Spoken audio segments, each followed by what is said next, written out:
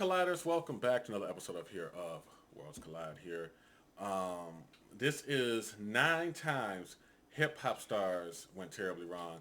That's Miss Diva Talks. I'm the kid JW. What's up, y'all? Forgot to say our names. Clearly. But I made up for it though. So, without further ado, let's hop on into this. Number 9, Nestle Monterroso. 27-year-old Guatemalan hip-hop star Nestle Monterroso famously started a freestyle rap movement dedicated to empowering women who want to pursue careers in the music industry, and she was also a dedicated animal rights activist. Monterroso was last seen alive in early of December of 2022, leaving an office she owned in Guatemala City. I don't know who this is, to be honest with you. Me either.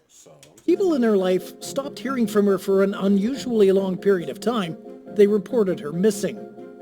According to the U.S. Sun, residents who lived near the building reported a suspicious car with no plates to the police 3 days after the missing persons report was made.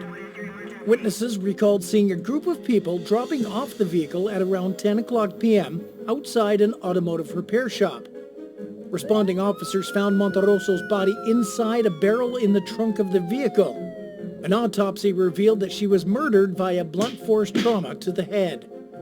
The barrel was reportedly secured with rope, and locals claimed on social media that the young woman's body bore signs of extreme violence and that the barrel contained some kind of liquid.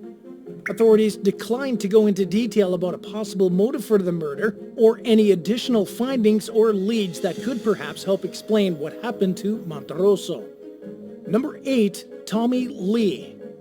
Before she made headlines in... My girl Tommy. I was going to 35. That was all the time they first say, like, oh no! But it's the black one. My girl Tommy. 2018 for getting arrested twice in less than 24 hours. Love hip hop. Rapper, model, New York, and... Atlanta, Hollywood, Texas, which one? Atlanta? Oh. Yeah. I think she I Atlanta. only watch New York. Reality star Tommy Lee was best known for starring in VH1's Love and Hip Hop Atlanta series, and for her occasional brushes with the law. In the first incident, she allegedly lashed out at one of her 2 kids at the child's middle school. She was charged with battery, aggravated assault, and child cruelty. Tommy Lee bonded... Huh? Can't yell at kids? Man. When that happened, I asked the same question. Like, I got yelled at all the time in school from my parents. must have been one of those kind of schools. Oh, yeah. Color my other side. out for $27,000 and was ordered to stay away from her daughter. But she was accused of breaking the order within 3 hours of her release, and she wound up back in custody later that day. The infamous Because you're not going to tell me I can't talk to my child. Well, bad girl was formally indicted on 7 charges including aggravated assault, child cruelty, battery, aggravated stalking, and disrupting a public school. If convicted of all 3 felonies and 4 misdemeanors, she could have faced 54 years in prison. In 2019, the judge overseeing Lee's case spared her from prison altogether. She pleaded guilty to 5 charges, including cruelty to children, and was sentenced to 10 years of probation. Lee was ordered to complete a residential recovery program followed by a year of aftercare and to submit to regular drug tests, pay a $1,000 fine, abide by a curfew, remain in the state of Georgia unless she has permission to travel, and to stay completely out of trouble until her probation is over. Keeping her nose clean may prove to be easier said than done for Lee, who has a lengthy criminal history and gave birth to her first child in jail. Number Well, damn, I didn't know all of that. 7, Jam Master Jay. Brooklyn-born DJ Jason William Mizell, better known as Jam Master Jay, made a name for himself spinning the turntables for the legendary hip-hop group Run DMC. The group exploded onto the scene during the 1980s and is widely credited with helping to establish hip-hop as a mainstream music genre. He was just 37 years old when he was fatally gunned down at his music studio in Queens in 2002. Authorities suspected that Mizell's murder may have resulted from his failure to support an industry blacklist of the rapper 50 Cent, who wrote about the exploits of convicted drug lord Kenneth McGriff in his song Ghetto Quran. McGriff was close friends with the founders of Murder Inc. Records, so he had some enormous pull in the industry for someone who wasn't an actual musician. In 2003, investigative journalist Frank Owen uncovered evidence possibly tracing the murder to a drug deal gone bad. Mizell's career had largely petered out by the late 90s, and his music alone wasn't enough to pay the bills or his mounting debts to the IRS. To take in some badly needed cash, he allegedly turned to drug dealing.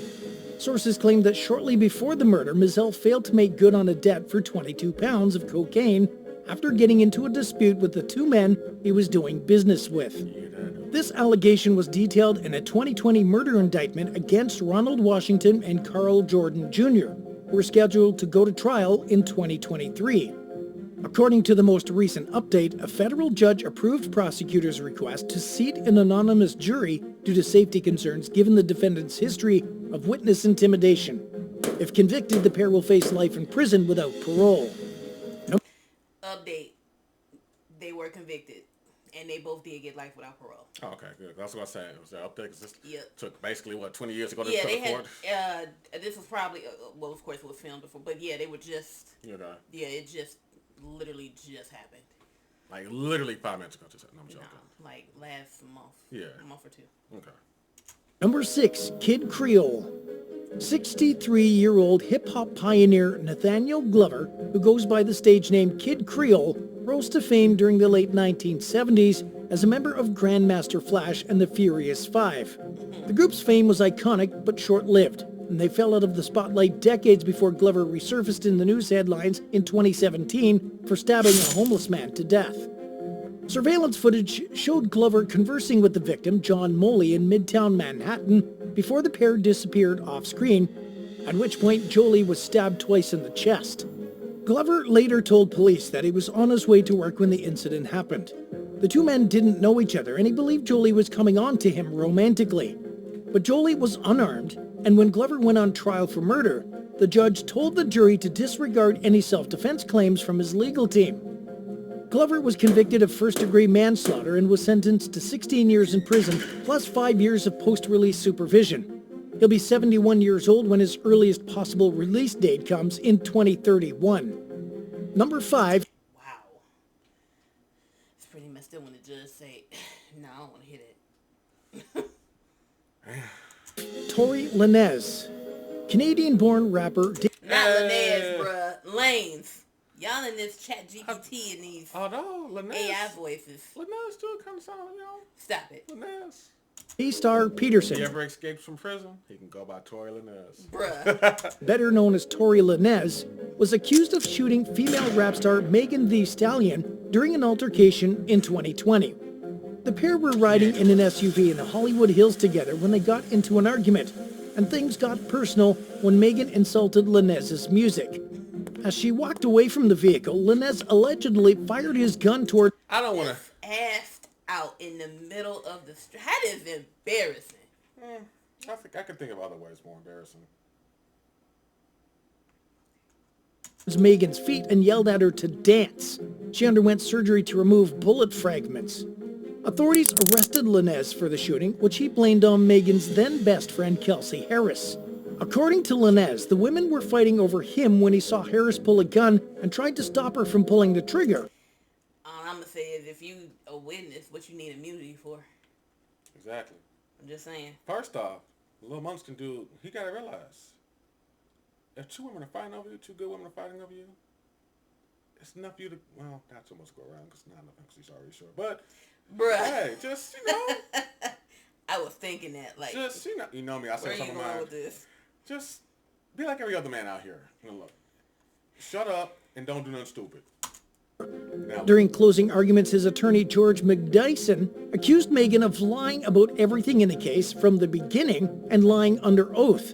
But the jury disagreed, and in 2022, Lanez was convicted of 3 gun-related charges, including assault with a firearm. He faces up to 22 years in prison, and he's awaiting sentencing.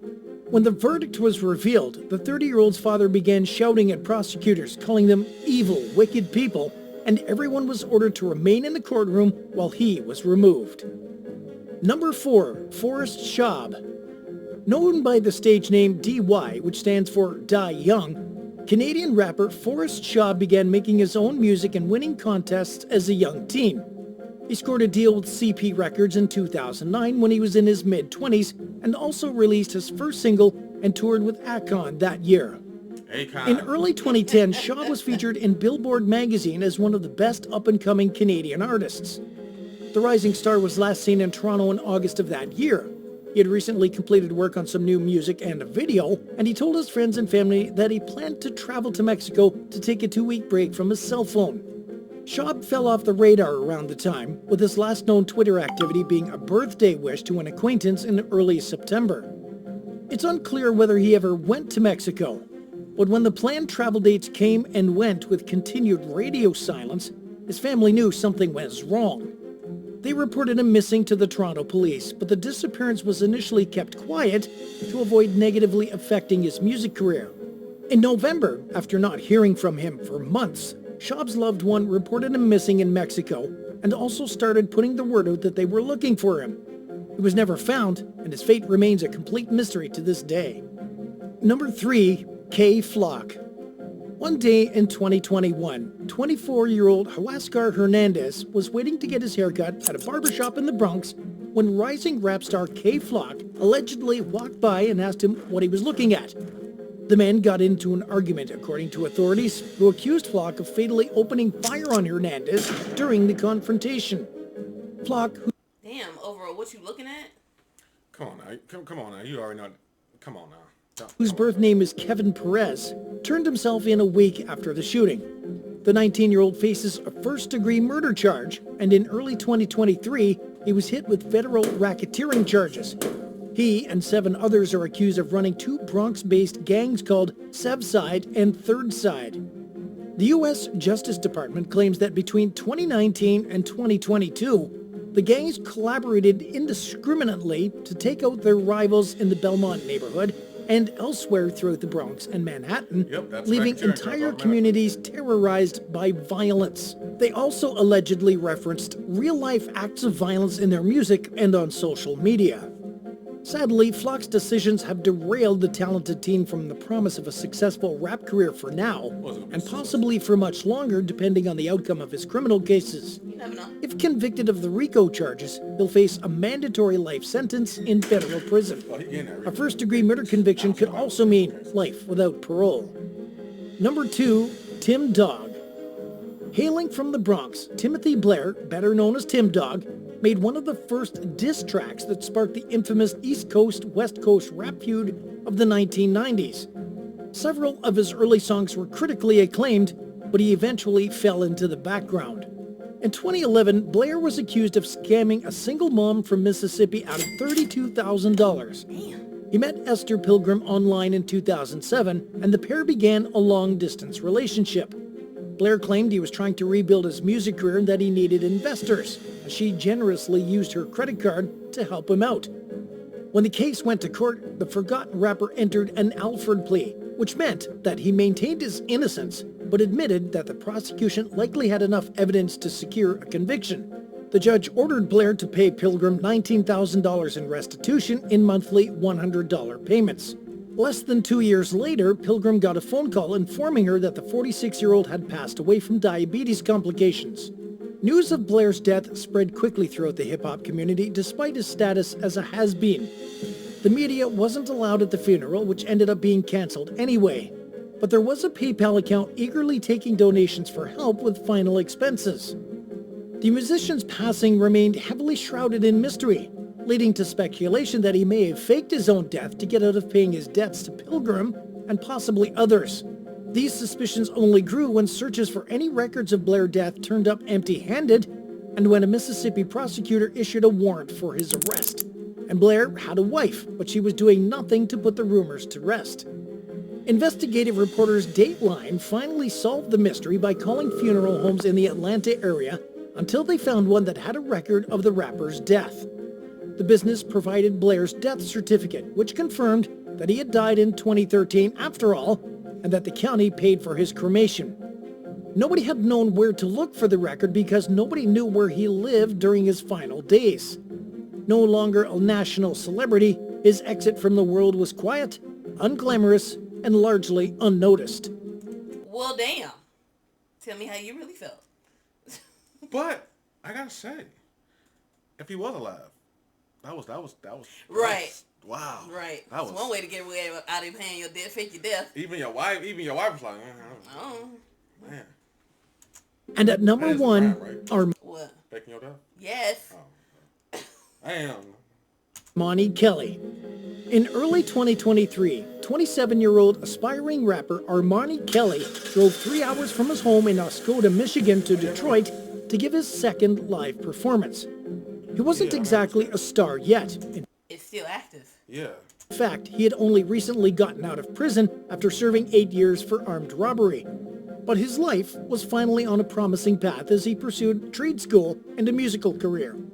During the drive up to the club with friends Montoya Givens and Dante Wicker, Kelly learned that the show was canceled due to technical issues. His fiancée, Taylor Perrin, said the trio planned to look for another venue to perform at. She knew something was very wrong when her text messages to Kelly stopped going through at around 9 o'clock that evening. The three were reported missing, and a multi-agency investigation was launched. Detroit Commander Michael McGinnis told the New York Times that it's highly unusual for more than one adult to go missing under the same exact circumstances. Law enforcement became increasingly perplexed as the days went by with no clue of what had happened. There'd been no activity on any of the men's phones since the night they vanished, and the car they were driving was located with no sign of the three. A teen who was found in possession of the vehicle was arrested, but it didn't seem to lead investigators any closer to answers. The following week, the remains of the three missing men were found buried in debris in the rat-infested basement of a decrepit, abandoned building near the venue Kelly had planned to perform at. They were shot to death, and it's unclear who might have done it or why. The investigation into the mysterious and heartbreaking case is ongoing. Thanks for watching. Still to this day. Yeah, because there's no way. I mean, like everybody already said, in this situation, this was one of those situations where it probably was a setup. Clearly. Because, and I say allegedly, and I say that because you get a text from your venue's it's can't, and that's not to say concerts don't get canceled all the time for technical issues, but it's like at that point it's like, yo, I would have just went, all right, screw it, I'm going back home. Yeah, I'd have went back home. So in this case it had to be somebody that they know and whatnot, because it's like we don't just unalive rappers here. Right. I mean, it's the why, like right. What went wrong? Right, what went wrong? And all three of y'all? All three. And that's the like, what? Usually it's like one of the three or two out of the three, not all three. Yeah. But yeah. As always, Colliders, if you enjoyed this reaction, go ahead and hit the like button. Share with someone who you think would like it as well. If you want to check out this YouTuber's YouTube channel or this video for yourself, the links will be in the description below, along with where you can locate me and the official JW on our own YouTube channels. Anything else you want to add? Mm-mm. Bye, y'all.